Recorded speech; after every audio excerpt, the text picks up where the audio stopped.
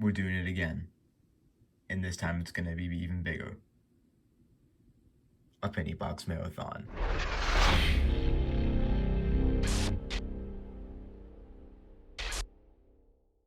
Hello guys and welcome back to the channel. Today is pretty big. I went to the bank the other day and picked up 3 penny boxes. The numbers on here are for the number of wheat penny endos.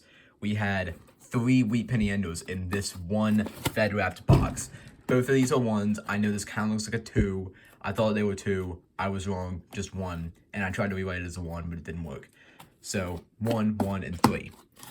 So in this 3 box, I put little lines on these holes to indicate, I mean, they were scattered through the box, but I brought them all to the top to indicate that these are the ones with the wheat penny endos.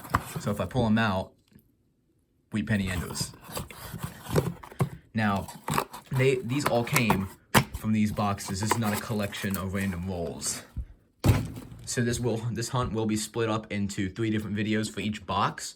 The reason why I'm not doing more than 1 box like I normally would in a typical video is because typically I don't have wheat penny endos, meaning that these are likely going to have much more wheat pennies, much more finds, and therefore much more video length. So I'm going to try to keep it short and as usual. Now, I'm going to start off the box on top as box 3 with the 3 wheat penny endos, and we will see what we get with this.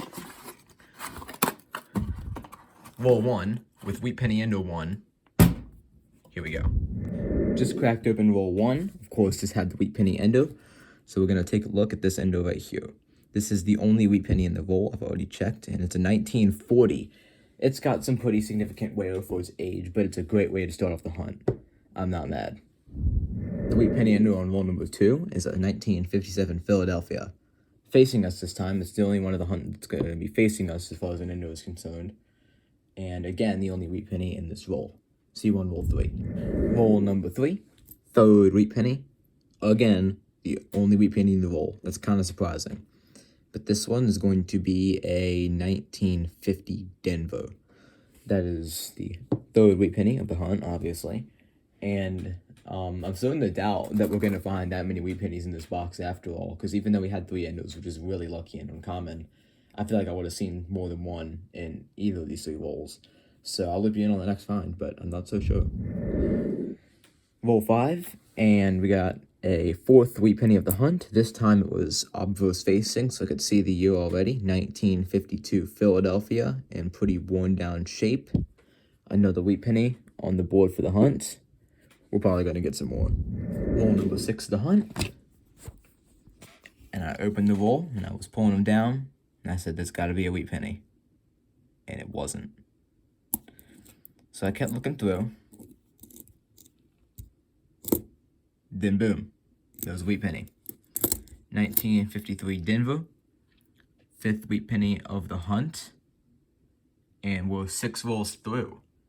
So this sounds like a pretty good hunt and potentially a pretty good series. Roll number 8. Wheat penny number 6. 1944. Philadelphia Mint, obverse facing, so I saw the date. Just another wheat cent on the board. Real quick interference, just finished up getting that roll, or not roll, roll 9 out. This is roll 10, so I just finished doing that. And I'm taking a look at our 57D, and I noticed that there was some odd, I want to say die crack looking stuff. It's pretty significant throughout the entire top of the coin. And at the top, it kind of comes out. So if I put you guys up to the microscope lens, you can see right there at the top, it kind of stops in that one little square piece, but it goes all the way down the coin. This is the difficult angle to get. It kind of picks up here, and it's just damage all the way down the coin. Now, I don't know if this is just post-mint damage or if this actually happened in the mint, but I'm really not sure. And if it did happen in the mint, then this is a very, very significant mint error. So let me know down in the comments because I am honestly not sure. back to video. Roll number 9, very next roll, and 3 coins from the end, we have our wheat penny. This one is a 1957D, so for the sake of space, since normally I wouldn't stack coins of a different mint mark, I am going to stack the 257s just because I think we'll have a big turnout this hunt. But that is the 1, 2, 3, 4, 5, 6, 7, 7th wheat penny of the hunt. And I can almost guarantee you we'll have at least 15. Roll 12, and with all the wheat tints, I kind of forgot about these guys, but we have our first Canadian of the hunt. This will be more on the modern side. Pretty nice, 2001. With Elizabeth II on the front.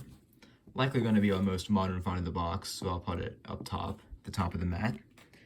And I will see you in the next clip. Roll 18, we have our first sandwich. Open up the roll, and I see a 50 Denver mint poking out right here. And then another one in the back. So that's going to be our first sandwich of the hunt. 50D. I'd say about pretty average shape for a 50D. Nothing that special. But that makes our 8th wheat penny of the hunt. And then another 57 Denver. This time with no significant cracking, of course. But I am really curious about that other one. Hop over and roll 21 and find our 1, 2, 3, 4, 5, 6, 7, 8, 9, 10, 11th wheat cent of the hunt. This one is a 1956 Philadelphia, which is our 11th wheat cent on the board. 1-1. Roll 19, and 3 coins from the endo again. Is this time a 1941 wheat cent.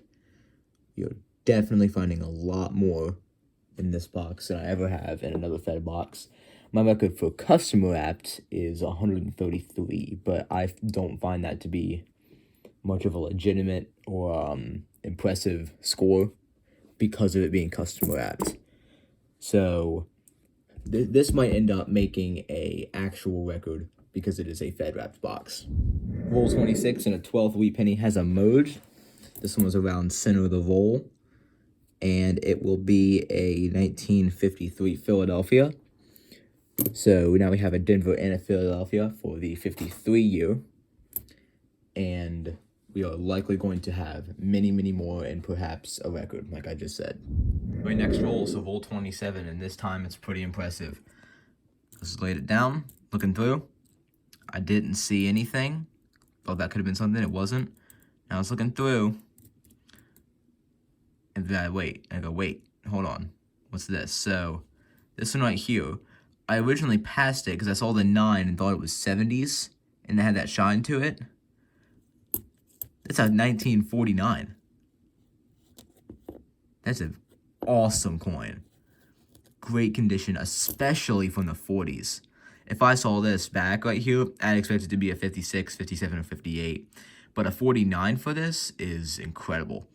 I don't even know what I'm going to do with this. This is definitely the best hunt or find of the hunt so far. And it's going to go somewhere right here. So I'll squeeze it in after filming this clip. But that is likely going to be the best find of this box. Unless we get something crazy like an Indian head. Roll 28, so we've got a pretty good streak going. And I saw this edge right here. And I just didn't even question it. I knew that was a wheat penny from the start. So year for the first time is 52D. For the first time is very incorrect. We've had multiple 52s so far. Never mind, we've only had one. First 52D, actually. I was thinking 50D. We have 2 of those. But, yeah, this is another wheat cent. We are likely going to have a record in this box. And I'll be excited to see if the other 2 boxes will be able to beat this in the other 2 videos. This time, roll number 31, and we lost our streak, but it's okay because we're coming back with a sandwich. Roll 31, sandwich with a sequential 1955 Denver and a 1956 Denver. Both fairly common, but those are wheat cents number 15 and 16 on the board. And we're just getting started because we have multiple other boxes to use in this series.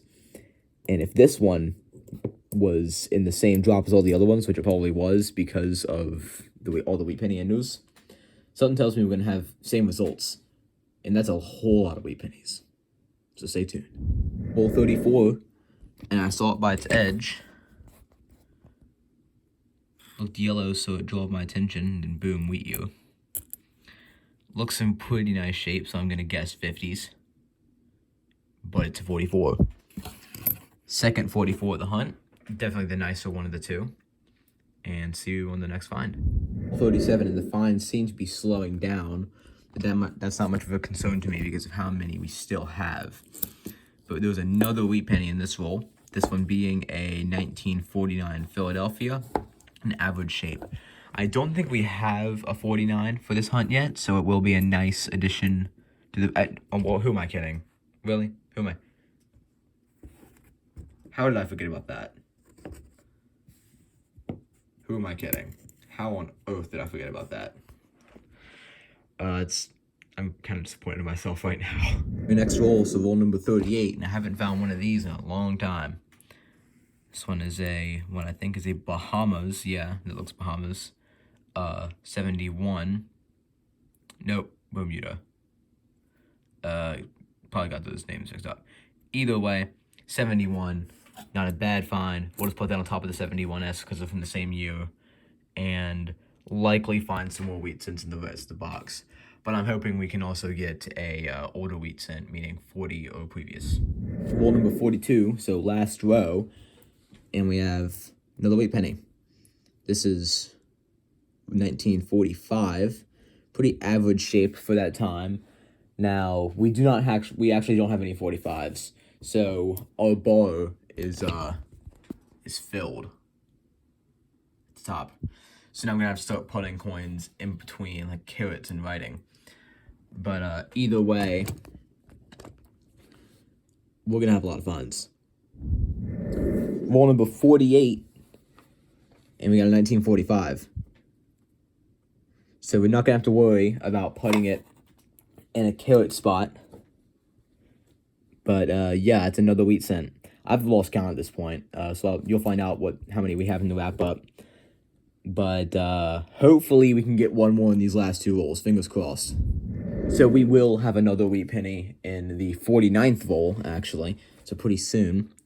This one's going to be a 1958 Philadelphia. Again, super common. Again, I've lost count. But this one is going to have to be a carrot because this is the first 58 we found of this hunt. Will we be able to get a last-minute wheat penny in roll 50? Okay, guys, welcome to the outro. Now, I know this is kind of a mess because I'm just not going to name out all these because we have 21 of them, first of all, for wheat cents, which is a record, after all, so it's really good. Now, at the bottom, we have some of the more important finds. We have the 1957D with that crack all the way down it. I really want to know about that, so let me know in the comments. Then we have the 1940, which was the only early wheat cent we had. Then there is the 1 cent from Bermuda, which I'm pretty excited about. Like I said, I haven't found one of those in a while. This one's going in the thumbnail. I'm going to have like that image right there as a thumbnail with the back of it. But this is just a beautiful coin all around, and the fact that it's 40s makes it even better. This one, just another Canadian, but we hadn't found that many during this box, so I figured I'd feature it in the pile of biggest ones, or biggest finds. And then I didn't bring you in for this because it was an S, but I'll just tell you in the wrap-up, since that's what the wrap-up is. I found a really, really nice 1971S, which is not the most common thing ever. But yeah, that's the wrap-up. See you guys in the next one when we hunt boxes 2 and 3, both of which have a wheat penny ender.